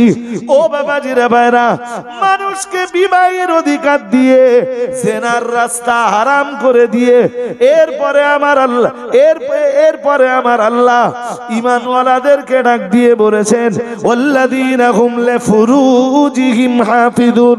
মহান আল্লাহ জানিয়েছেন, আল্লাহ পাক ঘোষণা দিয়েছেন ঈমানওয়ালা নারী পুরুষ যারা, তারা তাদের যৌবনকে হেফাজত করবে। ঈমানওয়ালা পুরুষ তাদের স্ত্রী ছাড়া তাদের যৌবনকে কোথাও ব্যবহার করবে না। আর ঈমানওয়ালী নারী তাদের স্বামী ব্যতীত তাদের যৌবনকে যত্তর তত্তর যেখানে সেখানে ব্যবহার করবে না। না না না না না, কুত্তার বিভাগের অধিকার ছিল না বলেই তো ও দুনিয়ার যে কোনো জায়গায় যে ওর যৌবনের চাহিদা নিবারণ করে নিতে পারে। মানুষের বিভাগের অধিকার রয়েছে মানুষের জন্য, তাই আমার আল্লাহ জেনা হারাম করে দিয়েছেন। এরপরেও যদি মানব মণ্ডলী, এরপরেও যদি মানুষ, এরপরেও যদি নর নারী জেনা আর ব্যভিচারে লিপ্ত হয়, যত্তর তত্তর যেখানে সেখানে যদি নিজের যৌবনের চাহিদা নিবারণের চেষ্টা করে, তাহলে মানুষের সাথে আর কুত্তার সাথে তফাৎ থাকলো কোথায়?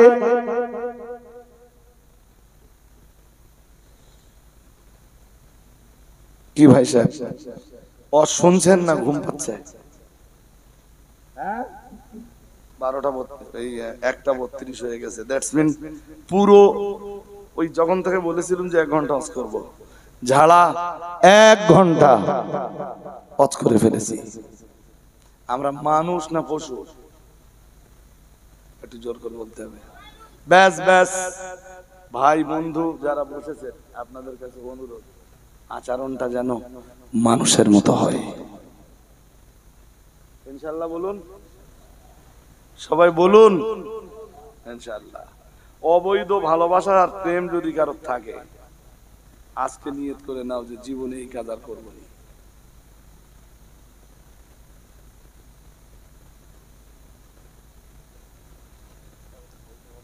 আল্লাহ কবুল করেন, বলেন আমিন।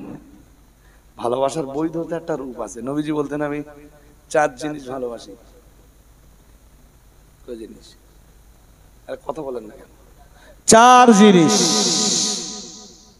এই 4 জিনিসের ভিতরে একটা মেসওয়াক। বেরাস নয়। কি ভালোবাসতেন?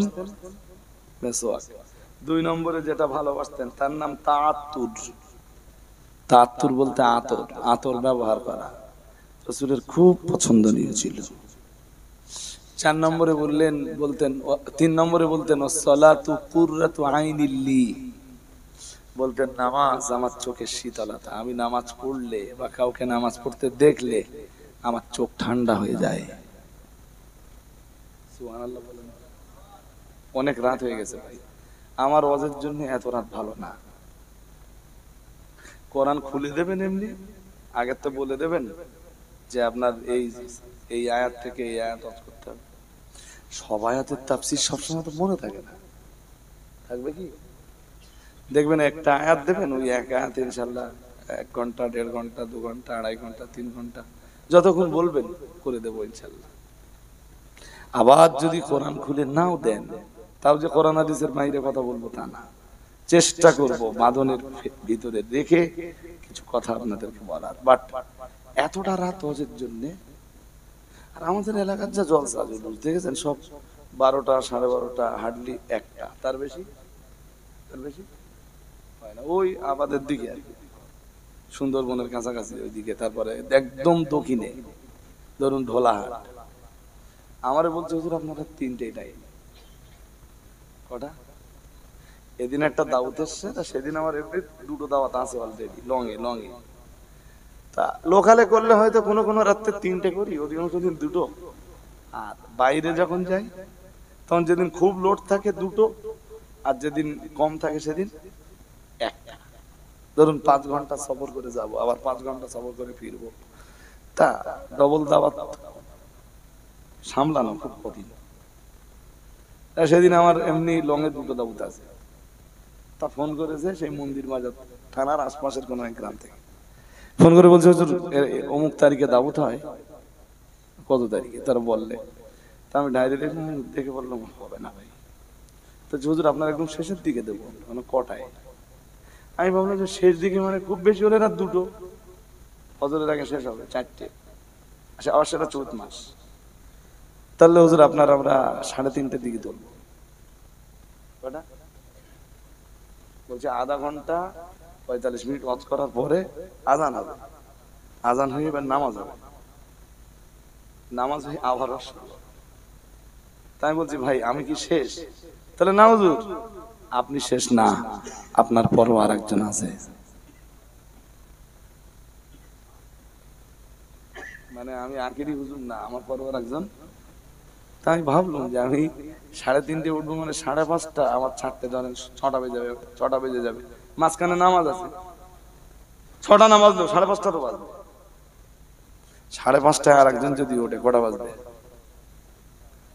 তারপরে তারপর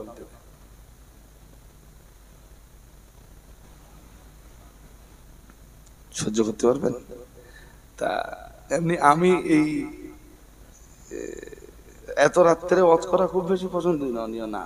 আবার যাদের জলসা সারা রাত হয় ওদের শ্রোতা কিন্তু থাকবে। আমি যখন হুগলিতে বা হাওড়ায় রাত 2টোর দিকে উঠি, তখন একদম রাত 2টো মানে ওদের লোক আরো বাড়বে। হাওড়া হুগলিতে, মেদিনীপুরে আবার রাত 2টো মানে লোক কমবে। এক এক জেলা, এক এক এরিয়া, এক এক থানার এক এক রকম রেওয়াজ। আপনি বসিরহাট নদীর ওপারে যাবেন, জোহর বাদ জলসা শুরু হয়, অধিকাংশ জলসা জোহর থেকে রাত 8টা পর্যন্ত করবে, হার্ডলি রাত 9টা জলসা শেষ। Fine system. আমিও অনেকগুলো জলসা করেছি দিনের আলোয় বসিরহাট নদীর ওপারে, তো অনেক রাত। আর ছেলেরা খুব পিড়াপিড়ি করেছে বলি, নাহলে আমারও এই সময় দাওয়াত নেওয়ার কোনো ইচ্ছা ছিল। আমি 12টায় নেমেছি, পুরো 12টায় শেষ করেছি দক্ষিণ দিকে। ওদের 10টায় টাইম ছিল, 10টায় উঠেছি, আর ঠিক 12টায় নেমেছি। তবু এই ছেলেটা নাচড়, ছেলেগুলো নাচড় হলো বলেই এই অল্পক্ষণ সময় আপনাদের জন্য এই রাত্রে নির্ধারণ করে দেওয়া। অন্তত এসে ঘন্টাখানিক তো কথা বলতে পেরেছি। ছেলেরা যারা আসো, রসুল বলতেন নামাজ আমার চোখের শীতলতা, তোমার চোখের শীতলতা যেন মোবাইল না হয়। এখানে যেসব যুবকরা আছে, এমন যুবক আছে মোবাইল ছাড়া একদিন চলবে না। ভুল বলছি নাকি? আমার মোবাইল কেটে নাও, আমার শুধু ফোনগুলো সামনে দিও, আমার কিচ্ছু হবে না। মোবাইলের সাথে কিসের প্রেম? কি আমার ফোনগুলো সামলে দিও, 1 মাস পরে ফোন করে দিও, কোনো অসুবিধা নেই। কেউ যদি ফতোয়া জিজ্ঞেস করে, ফতোয়াটাও দিয়ে দিতে হবে, নয়তো জনগণ তো সমস্যার ভিতরে থাকবে। কেউ দাউদ করার জন্য আসবে, কেউ মাদ্রাসার জন্য আসবে, খাদিজা ফাতেমার সমস্যা নিয়ে, সব সমস্যার সমাধান করে দিতে হবে। 1 মাস আমার ফোন ফেরত দিতে হবে না। আমি তো এবারের হজে যখন 45 দিন ছিলাম, বিরাট ভালো ছিলাম, যে সিমটা অ্যাভেলেবেল ওটা পুরো বন্ধ, পুরো বন্ধ। 45 দিন নো টেনশন, শুধু আল্লাহর ইবাদতে মশগুল। ছেলেরা এই যে প্রেম মোবাইলের সাথে না করে প্রেম করো নামাজের সাথে। কিসের সাথে? জোরে বলো। চোখ মোবাইলে না রেখে চোখ রাখো নামাজের পাঁটিতে। চোখ মোবাইলে না রেখে, ফেসবুকে না দিয়ে চোখ রাখো মসজিদে। সোজা করে বলে যাচ্ছি, তোমরা জোয়ান যুবক বন্ধু, তোমাদের এই বয়সের নামাজ আল্লাহর কাছে খুব প্রিয়। সুবহানাল্লাহ পড়েন। আর একটু মন খুলে বলেন, কোন বয়সের নামাজ? বলো বলো। এ ভাইটা ঘুমিয়ে পড়েছ নাকি? মনে আছে? এই যে বন্ধু, এই যে মাথা তোলো, মাথা তোলো। তো এই সময় আর ওয়াজ বাড়ানো যাবে না। নবীজি নিজে বলতেছেন শাববুন নাশা ফি ইবাদাতিল্লাহ। তুমি ভাবতেছো যে 75 বছরের নামাজি হবো? তো কোনদিন দেখেছো যে 75 বছরের বুড়ো ফ্রি ফায়ার খেলছে। ওই এত হেস্টিস কেন? মালগুলোর হাসি তো ভালো। দেখেছিস 75 বছরের বুড়ো কোনোদিন ফ্রি ফায়ার খেলে না? 75 বছরের বুড়ো সিনেমা হলে সিনেমা দেখতে গেছে, এরকম রেকর্ড আছে কি? ও দেহ নিয়ে তাই বাঁচে না, ঠিক না বেটি? কি বলেন? চামড়া টামড়া ঢিলা হয়ে গেছে। এই যে এদিকে তাকাও, মসজিদে আজান হয়ে গেছে। হ্যাঁ, ওই সামনে বাড়ি মনে করো যে এক বুড়ো বেরিয়েছে, 70 বছর টছর বয়স, আর চাচাও আসতেছে, আজান হয়তো হবে অথবা হয়ে গেছে। আর এদিক থেকে এক সুন্দরী মেয়ে, জাহান্নামী মেয়ে ছেলে, বিরাট সাজগোজ করে যাচ্ছে। চাচার সামনে যদি পড়ে তো চাচার আর তার চাচার শরীরে কিছু হওয়ার মতো বয়স আর আছে? আমার কথা বলতে পারি। নারী সৌন্দর্য দেখলে শরীরে যে একটা চঞ্চলতা বা অস্থিরতা তৈরি হয়, চামড়া টামড়া তো গুটকে গেছে, এর আর কিছু হওয়ার বয়স আছে? হ্যাঁ হ্যাঁ হ্যাঁ, ওগুলো এক্সেপশনাল কেস। সচরাচর কি হয়? সচরাচর কি হয়? সেটাই লাঠি নিয়ে হাঁটতেছে। তার আসলে আমি কথাটা কেন বলছি জানো? জানো না? যুবক, মদের আসর এখন তোমাকে টানবে, জুয়ার বোর্ড তোমাকে হাতছানি দেবে, সুন্দরী মেয়েরা তোমাদের হাতছানি দেবে, নারীর প্রেমের প্রস্তাব তোমার কাছে বারংবারই আসবে, অবৈধ নারীর প্রেমের প্রস্তাব। তুমি জোয়ার আসর, মদের আসর, লটারির আসর, ফ্রি ফায়ারের আসর, পাবজির আসর, সব কিছু ছেড়ে মসজিদে যে তুমি যখন দাঁড়িয়ে বলো আল্লাহু আকবার, আল্লাহর আরশে আজিম তোমার উপরে খুশ হয়ে যায়। এত কিছু টানতেছে, কোন জিনিস ওরে রাখতে পারলো না। ও মসজিদে সে আল্লাহ 75 বছর বয়সের বুড়ো নামাজ পড়ছে, এটা ঠিক, কিন্তু কোন নারী ওর দিকে আর হাতছানি দেয় না। জুয়ার আসর ওর টানে না, গানের নেশা, গান শোনার নেশা ওকে আর হাতছানি দেয় না।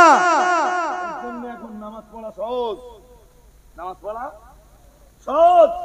যুবককে সমস্ত পাপের আসর টানতেছে, আর সব পাপের আসরের মাথায় লাথি মেরে যুবক যখন নামাজের মুসাল্লায় দাঁড়িয়ে যায়, আমার আল্লাহর আরশে আজিম পর্যন্ত যুবকের উপরে খুশ হয়ে যায়। আরেকটু মন খুলে বলেন, হে যুবক, তুমি আদম সন্তান, তুমি সৃষ্টির শ্রেষ্ঠ জীব, তুমি আশরাফুল মাখলুকাত। তোমার ব্যাপারেই আল্লাহ বলেছেন, লাকাদ খালাকনাল ইনসানা ফি আহসানি তাকওয়িম। তোমার গায়ে নবী আদমের রক্ত আছে। কার রক্ত? জোরে বলো। হ্যাঁ, বংশ পরম্পরায় আমাদের শরীরে কার রক্ত? তো তুমি নোংরামিতে যাও কেমনে? বিবেক ধ্বংস হয় না? মানুষের চরিত্র বিলিয়ে দিয়ে এখন কুকুরের চরিত্রটা গ্রহণ করলে। আল্লাহ পাকের কোরআনের 8 পারা সূরা আরাফের 26 নম্বর আয়াতে আমার আল্লাহ জানিয়েছেন, ইয়া বানি আদামা কদ আনজালনা আলাইকুম লিবাসান। মহান আল্লাহ জানিয়েছেন, হে আদমের সন্তান, আমরা সবাই আদমের সন্তান, তাই আমার আল্লাহ পাক রব্বুল আলামিন আমাদেরকে আদমের সন্তান বলে আহ্বান জানিয়েছেন। ও বাবাজিরা ভাইরা, আল্লাহ পাক রব্বুল আলামিন জানিয়েছেন, কদ আনজালনা আলাইকুম লিবাসান। মহান আল্লাহ জানিয়েছেন, নিশ্চয়ই আমি আল্লাহ তোমাদের জন্য পোশাক নাযিল করেছি। সুবহানাল্লাহ বলো। এই ছেলেরা আরো আওয়াজ দিয়ে বলো, পোশাক কে নাযিল করেছেন? এই যে পোশাক পরি, যে ধরনের পোশাক আমি ব্যাখ্যায় যাচ্ছি না, যে ধরনের পোশাক হবে, পোশাক কে নাযিল করেছেন? আল্লাহ। আমি ব্যাখ্যায় যাচ্ছি না, চলেন চলেন পরের অংশটা দেখি। আমরা জানো বললাম আল্লাহ পোশাক আপনি কেন নাযিল করেছেন? মহান আল্লাহ বললেন লিবাসাই ইউয়ারি সাওয়াতিকুম। মহান আল্লাহ জানিয়েছেন যাতে তোমরা তোমাদের লজ্জাস্থান গুলিকে ঢাকতে পারো। সুবহানাল্লাহ। আর একটু মন খুলে বলেন, বলুন পোশাক আল্লাহ নাযিল করেছেন কেন? তার জবাব, মানুষ যাতে লজ্জাস্থান ঢাকতে পারে, আদমের সন্তানরা যাতে লজ্জাস্থানকে আবরণ দিতে পারে। সুবহানাল্লাহ। আর একটু মন খুলে এবার শুনে নাও বন্ধু, ওই লিবাসাই ইউয়ারি সাওয়াতিকুম, পুরুষের লজ্জাস্থান নাভি থেকে হাঁটু, নাভি থেকে তো এটা পুরুষের। নারীর লজ্জাস্থান তামাম দেহ, তামাম তামাম দেহ। এমনটা যেন না ঘটে যে 12 হাত শাড়ি পরার পরেও পিঠ দেখা যাচ্ছে।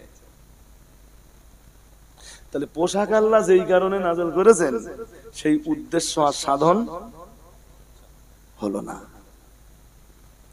আর যুব বন্ধুরা যারা আছো, অনেকে আছে না যে ছেঁড়া প্যান্ট টান পরে ঘুরে বেড়ায়, হ্যাঁ না কিছু বলে না, এইটুকু বলেই আমি বক্তব্য ছেড়ে দেবো আর কি।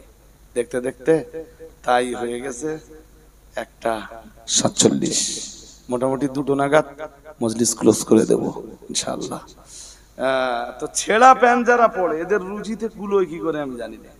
এখানে এরকম কেউ নেই তো যে ছেঁড়া প্যান্ট পরে আছো? হ্যাঁ, এ বলতে আমি আছি,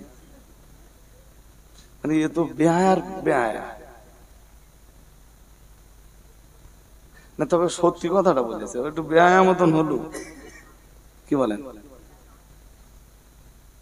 সত্যি কথা। তুই ছেঁড়া প্যান্ট পরেছিস?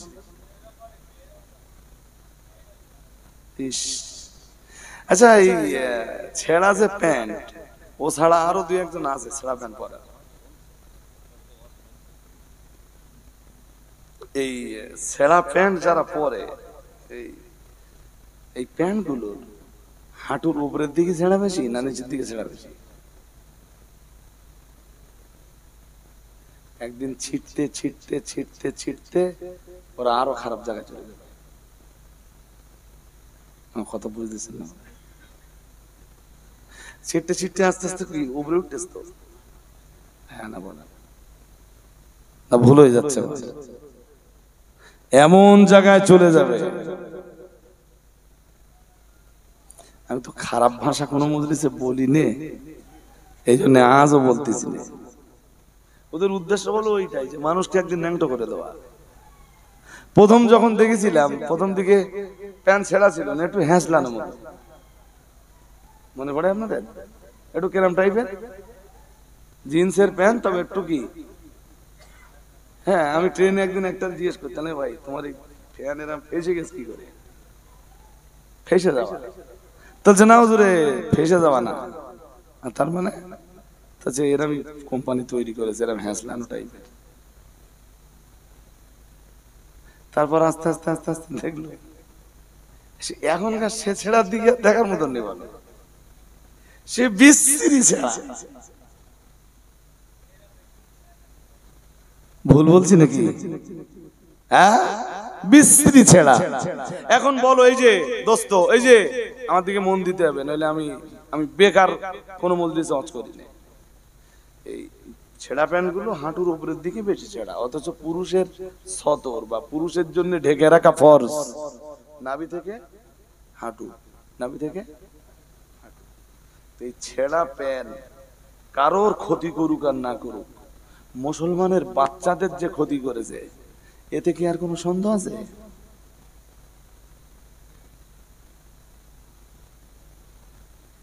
নো ডাউট, কোনো সন্দেহ নেই, কোনো সন্দেহ নেই। কারোর ক্ষতি করিনি, মুসলমানের বাচ্চাদের ক্ষতি করেছে। মুসলমানের ঘরের বাচ্চাদের উলঙ্গ করে ফেলার একটা পন্থা এটা। আর তোমার এবার রুচিতে কি করে কুলিলো? তুমি ছেঁড়া প্যান্ট কিনে আনলে। মানুষের তো একটা রুচি থাকা দরকার, হ্যাঁ না বলে না? হ্যাঁ,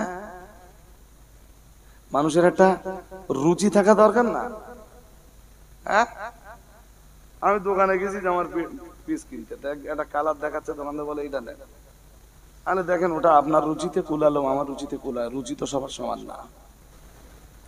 রুচির ভিতরে ভদ্র ভাব থাকতে হবে, রুচির ভিতরেও তো সভ্যতা থাকতে হবে। তুমি মুসলমান ঘরের বাচ্চা হিসাবে জন্মানোর পরেও ছেঁড়া প্যান্ট পরে কি করে ভাবো? তুমি সভ্যতার দাবিদার? তুমি ছেঁড়া প্যান্ট পরে যদি সভ্য হও, তাহলে ওই যে ছোটবেলায় ইতিহাসে পড়েছিলাম, আদিম যুগের মানুষ বনে জঙ্গলে ঘুরে বেড়াতো, তাদের পরনে কোনো জামা কাপড়। তোমার এই ছেঁড়া প্যান্ট পরার নাম যদি সভ্যতা হয়, তাহলে পুরো ন্যাংটো হয়ে ঘুরে বেড়ানো আরো বেশি সভ্যতা। হ্যাঁ কি না, কিছু বলেন, উত্তর দেন না, আমার লজিক, আমার যুক্তি কেটে দেন। তোমার এই ছেঁড়া প্যান্ট পরে ঘুরে বেড়ানোটা যদি ভদ্রতা সভ্যতার পরিচয় হয়, তুমি বলো যে ন্যাংটো হয়ে ঘুরলি ভদ্রতা আরো?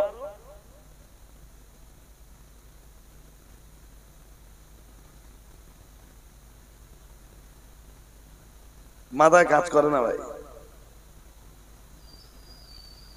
আপনার ছেলে ছেঁড়া প্যান্ট পরে আপনার সামনে আসে, আপনি বাবা, আপনি তার কোনো টিপস দেননি, টিপস আপনি তার ব্যাপারে কোনো পরামর্শ দেননি, তাকে কোনো নসিহত করেননি। কেন? কেন? আমার ছেলে যদি আমার সামনে ছেঁড়া প্যান্ট পরে আসে, আমি মেনে নেব? আমার ছেলে যদি আমার সামনে শয়তান মার্কা চুল কেটে আসে, আমি মেনে নেব নাকি? আমি তার বাবা, সে আমার কথা শুনবে না মানে? আপনারা কোনো স্টেপ নেননি, বরং ছেঁড়া প্যান্ট কেনার জন্য 2500 টাকা দরকার। আমি বলছি, কারোর ক্ষতি হোক আর না হোক, মুসলিম ঘরের বাচ্চাদের তো ক্ষতি হয়েছে। মানুষ যত উলঙ্গ হবে, শয়তানের জন্য রাস্তা তত খোলা, এইটুকু মনে রাখবেন। উঠে দাঁড়ান, সালামটা পড়ে কাজটা আরেকটু এগিয়ে ফেলি। ইয়া নবী